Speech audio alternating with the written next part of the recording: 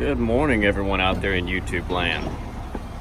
So I have the perfect opportunity to film this because this happened to me this morning.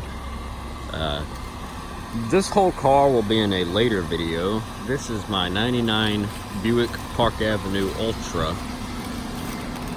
And what we're gonna fix is the gauges in it, because I'm sure it's a little frosty this morning.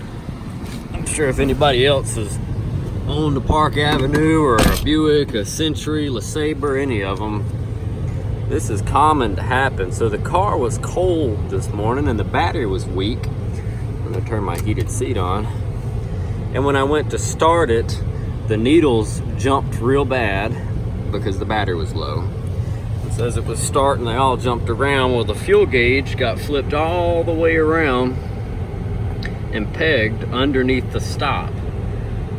Now the temperature gauge will sometimes do this too, but there's an easy fix for this, and I know I've seen people drive around for a long time and just not been able to really do anything about it.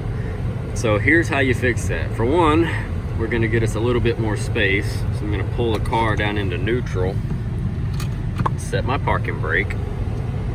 And you actually need the vehicle to be shut off for this, but I was letting it run for a few minutes, try to get it warm enough so I wouldn't freeze in here. So here's what we're gonna do. We're gonna shut the car off so that all the needles relaxed. And then you're gonna need a magnet. The bigger the magnet, the better the magnet. A small refrigerator magnet usually isn't quite powerful enough to do this. You're gonna want a stronger magnet. This one right here it's a pretty good magnet. This should work just fine. And literally this is it. The trick is just to kind of find the sweet spot on the dash where the motor is for the gauge.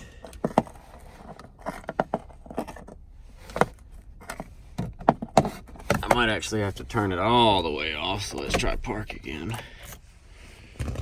So all the power is now out of the cluster. I was just trying to get it. Oh, there it goes. So you see, you get the magnet near it and you just kind of walk, and there we go. Walked it back over to full, and I should have half a tank. Yep.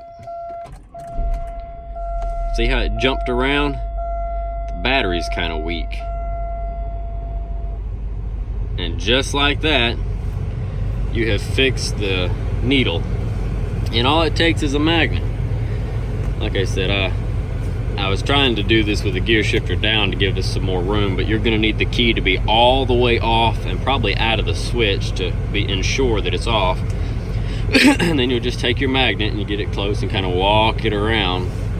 And as you get real close to the plastic lens, you'll see it start to dance. It'll come down and move up, and you just kind of have to feel around with it, and it'll fling around. And as soon as it flings around back up anywhere on that scale, you can take the magnet away and then start the vehicle as normal. So now we have a functioning fuel gauge once again, and we are good to go. Like I said, this morning it was just cold, and see, now it goes back to the resting position, but it was cold this morning. My battery was kind of weak, and so instead of turning the motor over quick and stout, it kind of chugged. See, did you see it dance like crazy? Yep. And there you go.